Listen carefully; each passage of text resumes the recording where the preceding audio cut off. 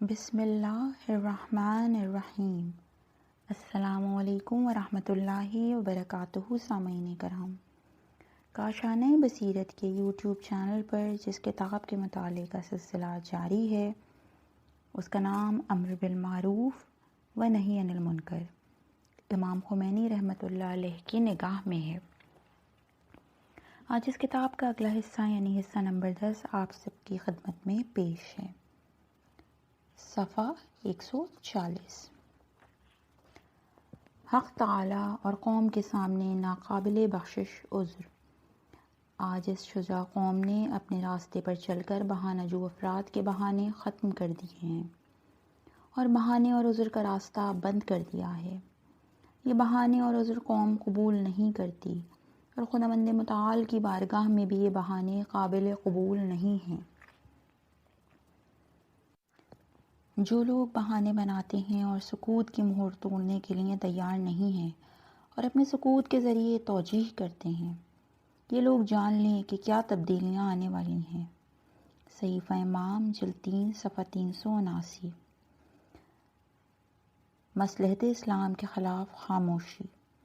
اس ظالم پہلوی کے سامنے خاموشی اور ان جرائم و مظالم کے مقابلے میں سرد مہری اسلام کے مصالح عالیہ کے خلاف ہے اور انبیاء کرام اور ائمہ طاہرین علیہم السلام کی سیرت کے خلاف ہے۔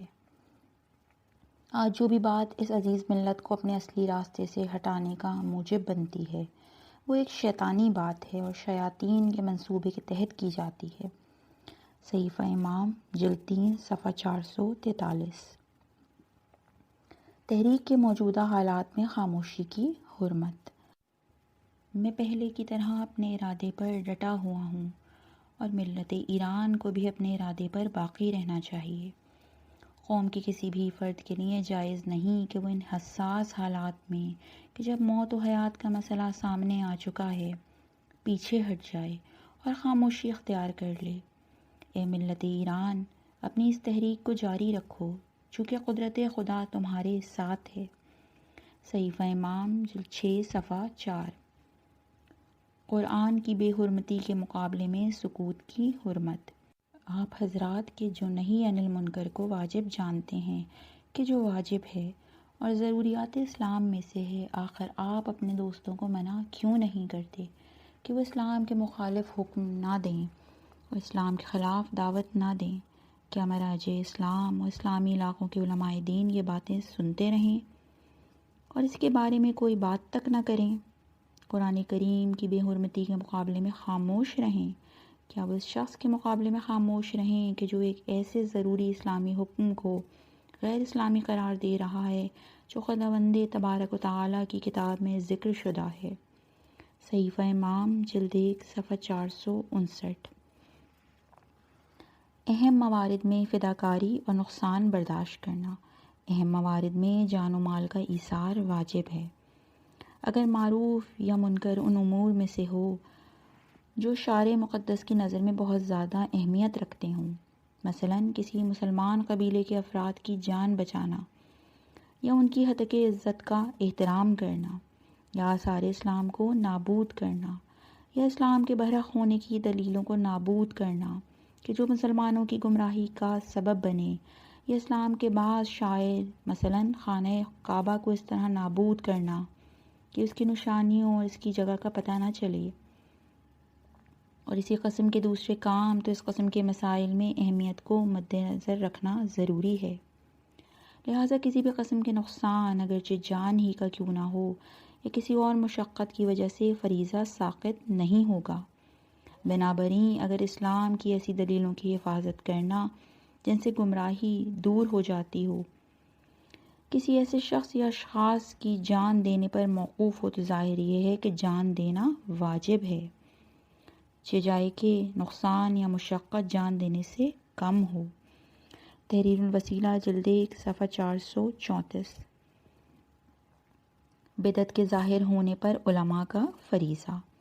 اگر اسلام میں کوئی بدعت داخل ہو جائے اور علماء دین اور مذہبی قائدین کا خاموش رہنا اسلام کی توہین اور مسلمانوں کے عقائد کے ضعیف ہونے کا سبب بنے، تو ان پر واجب ہے کہ ہر ممکن طریقے سے منع کریں چاہے ان کا منع کرنا منکر کے نابود ہونے میں مؤثر ہو یا نہ ہو۔ اسی طرح اگر برائیوں کے مقابلے میں ان کا خاموش رہنا اس اسلام کی ہتک یا کمزوری کا باعث بنے تو اس کا حکم بھی یہی ہے، اور اس صورت میں نقصان اور مشقت کے بجائے اہمیت کو مد نظر رکھا جائے گا۔ تحریر الوسیلہ جلد 1 صفحہ 434۔ امر بالمعروف میں سختی۔ اس ظالم و جابر حکومت نے خیال کر رکھا ہے کہ وہ اپنے ان غیر انسانی اعمال اور زور و طاقت کے ذریعے ہمیں اپنے مقصد سے ہٹا دے گا کہ جو ظلم و ستم، خودسری اور قانون شکنی کی روک تھام اور اسلامی و قومی حقوق کی حفاظت اور عدالت کا قیام ہے، کہ یہی اسلام کا سب سے بڑا مقصد ہے۔ صحیفہ امام جلد 1 صفحہ 198۔ اسلام کے لیے امام حسین علیہ السلام کا ایثار۔ سید الشہداء علیہ السلام نے اپنی زندگی کے تمام مادی پہلوؤں کو خطرے میں ڈال کر ان کو قربان کر دیا تھا۔ اگر امام علیہ السلام کی سوچ یہ ہوتی کہ تمام کام اپنے لیے انجام دیے جائیں اور ذاتی فائدہ اٹھایا جائے تو قصہ ہی ختم ہو جاتا۔ حکومت وقت خدا سے اور کیا چاہتی کہ امام حسین علیہ السلام اس کی بیعت کر لیں اور ان کی حکومت سے راضی ہو جائیں۔ اس سے بہتر اور کیا تھا کہ فرزند رسول صلی اللہ علیہ وآلہ وسلم اور اپنے وقت کا امام علیہ السلام انہیں امیر المومنین کہے اور ان کی حکومت کو قانونی حیثیت دیتے۔ لیکن امام علیہ السلام اسلام اور مسلمانوں کے مستقبل کے بارے میں فکر مند تھے، چونکہ مستقبل میں انسانیت کے درمیان اسلام کی نشر و اشاعت انہی کے جہاد اور ایثار کی وجہ سے ہونی ہے، اور معاشرے میں اس کا سیاسی و اجتماعی نظام برقرار ہونا ہے۔ اس لیے امام علیہ السلام نے ان کی مخالفت کی اور ان کے خلاف مبارزہ و جہاد کیا اور ایثار و فداکاری کی۔ ولایت فقیہ صفحہ 123۔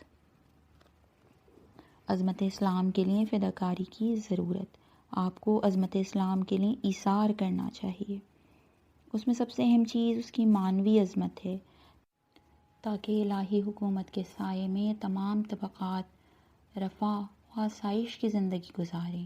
صحیفہ امام جلد 2 صفحہ 347۔ توحید کے پرچم کے سائے میں ایثار کی ضرورت۔ بیدار ہو جاؤ اور سوئے ہوئے افراد کو بیدار کرو، زندہ ہو جاؤ اور مردہ دلوں کو حیات عطا کرو، اور پرچم توحید کے سائے میں سرخ و سفید استعمار اور ریاکار اور بے ارزش افراد کی بساط لپیٹنے کے لیے ایثار کرو۔ ان کے ان بے شرف و بے حیثیت غلاموں کو کوڑے کرکٹ کی مانند اسلامی مملکت سے نکال دو کہ جو تیل کی دولت کھا رہے ہیں اور ان کے قبرستان میں جلائے گئے چراغوں کی مانند ہیں۔ ناقابل اختتام جشنوں سے دور رہو۔ صحیفہ امام جلد 2 صفحہ 491۔ حکومت عدل کے قیام کے لیے ایثار۔ ایران کے مسلمان عوام نے نماز عید کے بعد ایک اور عبادت انجام دی ہے، اور وہ ہے اسلام کی حکومت عدل قائم کرنے کے لیے جابر اور لوٹ مار کرنے والی حکومت کے خلاف ظلم شکن نعرے بلند کرنا۔ چونکہ اس سلسلے میں سعی و کوشش بھی عظیم ترین عبادت ہے، اور اس راستے میں ایثار و قربانی انبیاء الہی علیہم السلام، خصوصاً نبی اکرم صلی اللہ علیہ وآلہ وسلم اور ان کے عظیم وسیع امیر المومنین علیہ السلام کی سیرت ہے۔ صحیفہ امام جلد 3 صفحہ 454۔ اسلامی قوانین کی حفاظت کے لیے مسلحانہ قیام کا جائز ہونا۔ ہمیں امید ہے کہ شاہ اسی تحریک کے ساتھ ختم ہو جائے گا اور وہ اپنی زندگی کو مزید جاری نہیں رکھ سکے گا، چونکہ یہ تحریک پورے ایران میں پھیل چکی ہے اور حکومتی کارکنان اور ملازمین ایک ایک کر کے ہڑتالیں کر رہے ہیں اور حکومتی اداروں کو معطل اور ناکارہ کر رہے ہیں۔ لیکن اگر مسلحانہ قیام کی ضرورت پڑی تو ممکن ہے ہم اس بارے میں تجدید نظر کریں، چونکہ اسلام ضرورت کے وقت اسلام و ملت کی مصلحت کی خاطر اپنے موقع و محل اور تقاضوں کے مطابق مسلحانہ قیام کی اجازت دیتا ہے، اور یہ خون ریزی اسلامی قوانین ملت کی مصلحت اور راہ اسلام کی حفاظت کے لیے ہے۔ صحیفہ امام جلد 4 صفحہ 354۔ احقاق حق کے لیے ایثار و قربانی۔ یہ شاہ ہے کہ جو ان کے قتل کا حکم دے رہا ہے، وہ لوگ تو اپنا حق حاصل کرنا چاہتے ہیں اور مسالمت بھی کر رہے ہیں، چونکہ احقاق حق کے لیے یہ ایک ضروری چیز ہے۔ صحیفہ امام جلد 5 صفحہ 147۔ اقامہ عدل ہمارا فریضہ ہے۔ آج وہ دن نہیں کہ آپ اپنے اپنے گھروں میں بیٹھ جائیں اور کہیں میرا فریضہ تو یہ ہے کہ میں مثلاً اپنی دکان پر چلا جاؤں یا مسجد میں بیٹھ جاؤں یا محراب میں بیٹھ جاؤں۔ نہ، آج وہ دن نہیں۔ اگر آج بھی وہی دن ہوتا تو میں ابھی قم میں ہوتا اور اپنے درس و بحث میں مصروف ہوتا اور اساتذہ سے استفادہ کر رہا ہوتا، لیکن آج وہ دن نہیں۔ آج بات بہت ہی اہم ہو چکی ہے، ایسی اہم کہ جس کے لیے جان قربان کرنی چاہیے۔ یہ وہی اہم بات ہے کہ جس کے لیے سید الشہداء علیہ السلام نے اپنی جان قربان کی ہے۔ یہ وہی اہم بات ہے کہ جس کے لیے پیغمبر اسلام صلی اللہ علیہ وآلہ وسلم نے 23 سال محنت کی ہے۔ یہ وہی اہم چیز ہے کہ جس کے لیے حضرت امیر علیہ السلام نے 18 ماہ تک معاویہ کے ساتھ جنگ کی ہے، جبکہ معاویہ اسلام کا دعویٰ کر رہا تھا۔ اس کے ساتھ جنگ کیوں تھی؟ چونکہ وہ ایک جائر بادشاہ تھا، چونکہ اس کا نظام جائرانہ تھا، لہٰذا اسے ختم کر دینا چاہیے تھا۔ اس سلسلے میں حضرت علیہ السلام کے بہت سے بزرگوار اصحاب قتل ہوئے ہیں، اسی طرح اس قدر اس معاویہ کے لوگ بھی قتل ہوئے ہیں۔ یہ سب کس لیے تھا؟ یہ سب اقامہ حق اور اقامہ عدل کے لیے تھا۔ ہمیں اقامہ عدل کرنا چاہیے۔ یہ کوئی بہانہ نہیں کہ ہمارے پاس قوت نہیں ہے، یہی مدد ہماری قوت ہے۔ صحیفہ امام جلد 6 صفحہ 33۔ راہ اسلام میں شہادت سیرت انبیاء ہے۔ میں یہ نہیں کہتا کہ ہمارا نقصان نہیں ہوا ہے۔ کیا یہ بات قدر و منزلت نہیں رکھتی کہ انسان اپنی انسانی قدر و منزلت اور اسلام کی قدر و منزلت کی حفاظت کی خاطر شہید ہو جائے؟ پیغمبر صلی اللہ علیہ وآلہ وسلم نے بھی شہید دیے ہیں، انبیاء کرام علیہم السلام نے بھی شہید دیے ہیں۔ سیرت انبیاء علیہم السلام یہی تھی۔ ہمارے بزرگوں کی سیرت بھی یہی تھی کہ وہ طاغوت کے خلاف لڑتے تھے، خواہ اس میں انہیں شکست ہی کھانی پڑتی تھی، خواہ اس میں انہیں قتل ہی ہونا پڑتا تھا۔ لیکن اس بات کی بہت ہی قدر و منزلت ہے کہ انسان ظلم و ظالم کے مقابلے میں کھڑا ہو جائے اور اپنا مکہ اس کے منہ پر مارے اور ظلم کو پھیلنے نہ دے۔ اس بات کی بہت اہمیت ہے، لہٰذا جناب علی، یہ ہمارا فریضہ ہے۔ ایسا نہیں کہ ہم امام زمانہ علیہ السلام کے منتظر ہیں، لہٰذا ہمیں بیٹھ جانا چاہیے اور اجل اللہ ظہورہ کہنا چاہیے۔ فقط اجل اللہ سے کام نہیں چلے گا، بلکہ آپ کو امام علیہ السلام کے آنے کے لیے راستہ ہموار کرنا چاہیے اور مسلمانوں کو ایک جگہ اکٹھا کرنا چاہیے۔ سب ایک ساتھ ہو جائیں تو انشاءاللہ امام علیہ السلام ظہور فرمائیں گے۔ صحیفہ امام جلد 18 صفحہ 269۔ حصہ سوم، امر بالمعروف اور نہی عن المنکر کے مراتب۔ پہلی فصل، غیر زبانی مرتبہ۔ مراتب کی رعایت کرنا ضروری ہے۔ امر بالمعروف اور نہی عن المنکر کے چند مراتب ہیں اور ایک مرتبے سے دوسرے مرتبے تک تجاوز جائز نہیں ہے، بشرطیکہ کہ کم ترین مرتبے سے مقصد حاصل ہو جائے، بلکہ اگر مقصد حاصل ہونے کا احتمال بھی ہو تو اگلے مرتبے پر عمل کرنا جائز نہیں ہے۔ تحریر الوسیلہ جلد 1 صفحہ 437۔ امر و نہی کے درجات۔ پہلا مرتبہ، کوئی ایسا عمل انجام دے جس سے ظاہر ہو کہ قلباً منکر پسند نہیں کرتا اور وہ اس سے چاہتا ہے کہ شخص اس منکر کو ترک کرے اور معروف کو انجام دے، اور ایسے عمل کے بھی درجات ہیں۔ مثلاً آنکھیں بند کرنا، چہرہ بگاڑنا یا ترش روی کرنا، یا چہرے یا بدن کو پھیر لینا، دوستی اور آمد و رفت کو ترک کر دینا وغیرہ۔ تحریر الوسیلہ جلد 1 صفحہ 437۔ پہلے مرتبے میں درجات کی رعایت کرنا۔ اگر احتمال ہو کہ یہ مرتبہ مؤثر ہوگا اور منکر کا خاتمہ ہو جائے گا تو اسی مرتبے پر اکتفا کرنا واجب ہے، اور اسی طرح پہلے مرتبے میں بھی ضعیف ترین اور آسان سے آسان ترین مراحل پر اکتفا کرنا واجب ہے۔ مخصوصاً اگر مد مقابل کوئی ایسا فرد ہو کہ اس قسم کے کاموں سے اس کی بے عزتی ہوتی ہو، لہٰذا جو مرتبہ لازم ہو اس سے زیادہ انجام دینا جائز نہیں ہے۔ بنابراین اگر احتمال ہو کہ مطلب کو سمجھانے کے لیے آنکھیں بند کرنے سے مقصد حاصل ہو جائے گا تو اس سے اگلے مرتبے پر عمل کرنا اس کے لیے جائز نہیں ہے۔ تحریر الوسیلہ جلد 1 صفحہ 438۔ ترک معاشرت اور منہ موڑنے پر اکتفا کی شرط۔ اگر بطور مثال ارتباط اور آمد و رفت کو ترک کرنے سے منکر کم ہو جائے لیکن بالکل ختم نہ ہو، اور زبان سے امر و نہی کرنے سے منکر کے خاتمے کا احتمال نہ ہو، اور کسی طریقے سے منع کرنا بھی ممکن نہ ہو، تو اس سے روگردانی کرنا اور ترک رابطہ واجب ہے۔ تحریر الوسیلہ جلد 1 صفحہ 437۔ علماء کا منہ موڑنا اور اس کا ظلم کے خاتمے میں مؤثر ہونا۔ اگر احتمال ہو کہ علماء دین اور مذہبی قائدین کا ظالموں سے رابطہ توڑ لینا مؤثر ہوگا تو ان پر تعلقات توڑنا واجب ہے، اگرچہ احتمال ہو کہ اس کام سے ظلم فقط کم ہوگا، لیکن اگر اس کے برخلاف فرض کیا جائے یعنی علماء کی آمد و رفت اور معاشرت کے نتیجے میں ظلم کم ہونے کا باعث بنے تو اس مسئلے کے تمام پہلوؤں کا جائزہ لینا اور سب سے اہم کو ترجیح دینا ضروری ہے۔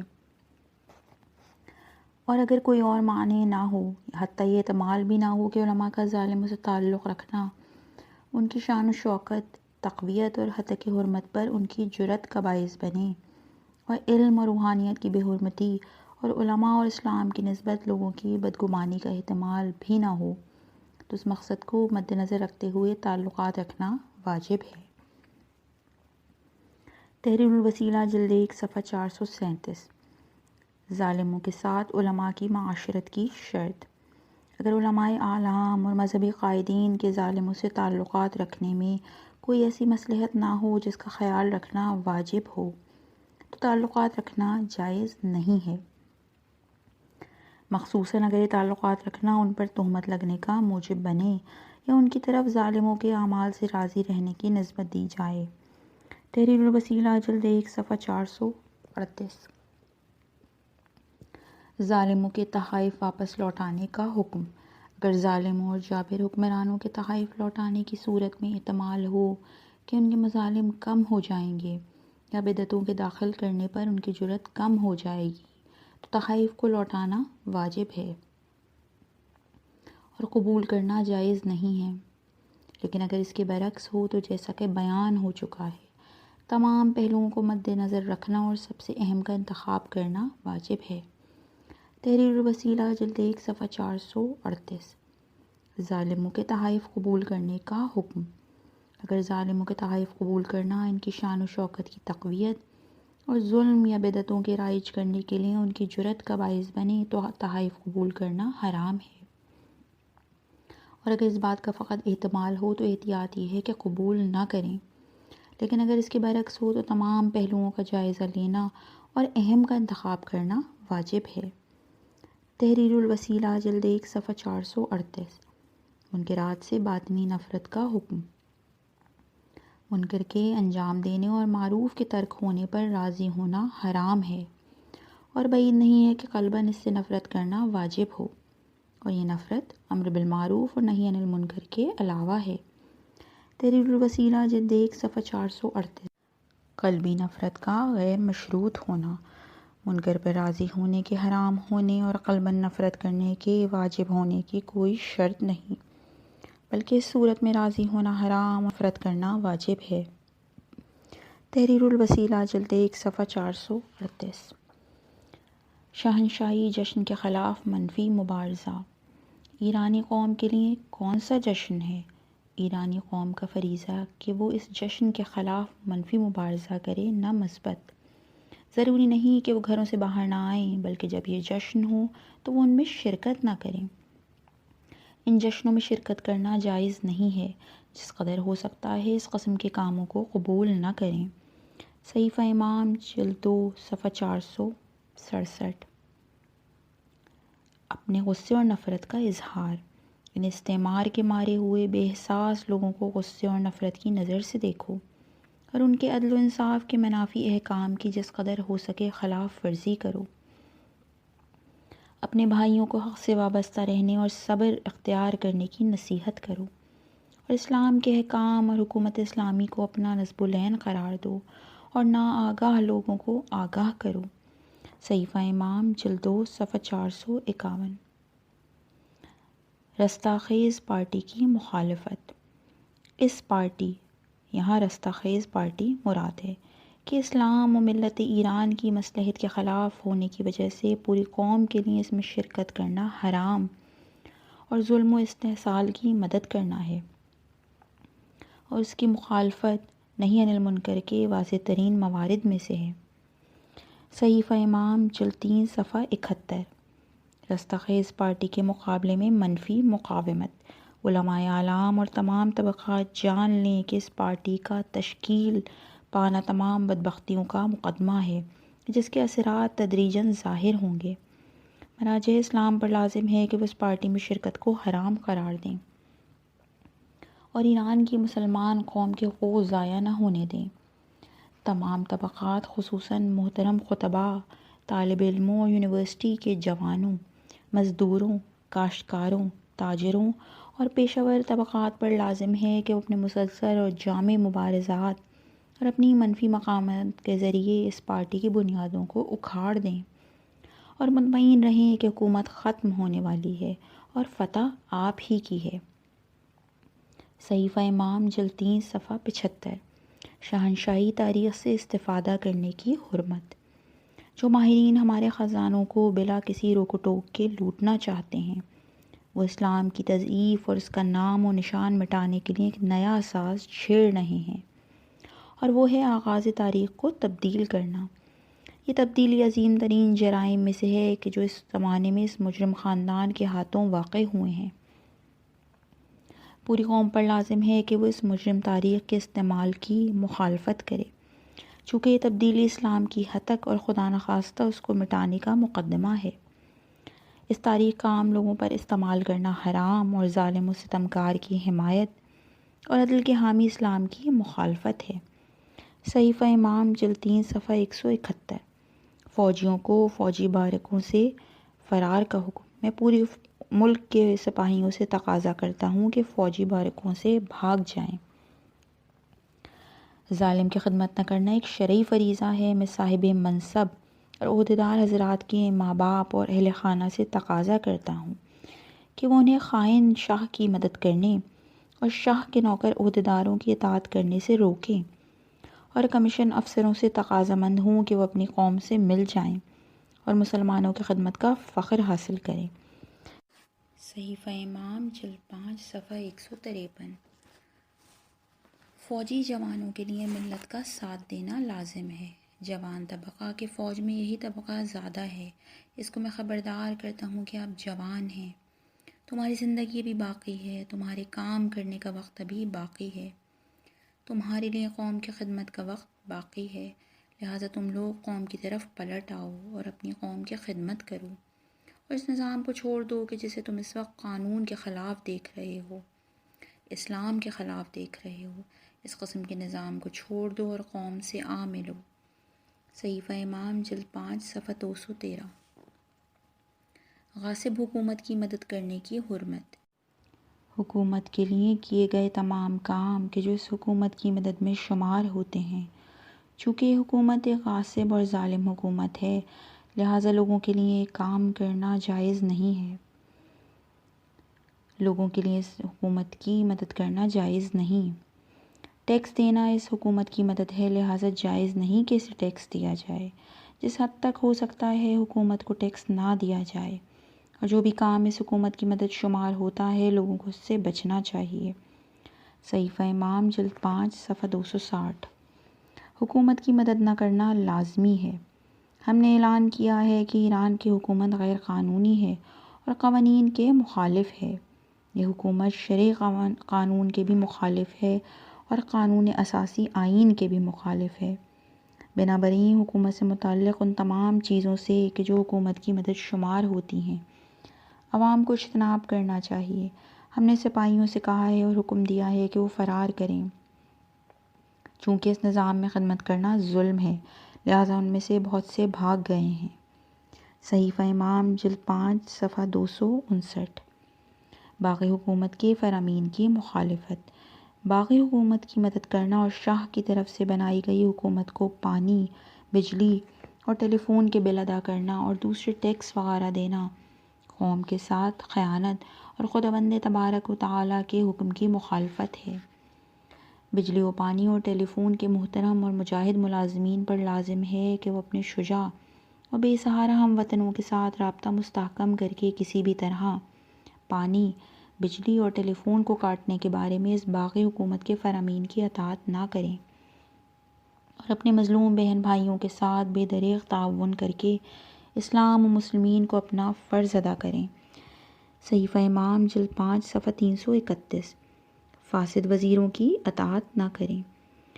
وزارت خانوں کے ملازمین کو ان غیر قانونی اور فاسد وزیروں کی اطاعت نہیں کرنی چاہیے، اور اگر ان میں طاقت ہو تو انہیں وزارت خانوں میں گھسنے بھی نہ دیں، چونکہ یہ ان کا شرعی فریضہ اور ملت و مملکت کی خدمت ہے، اور ان کی اطاعت کرنا ملت اور اسلام کی مخالفت ہے۔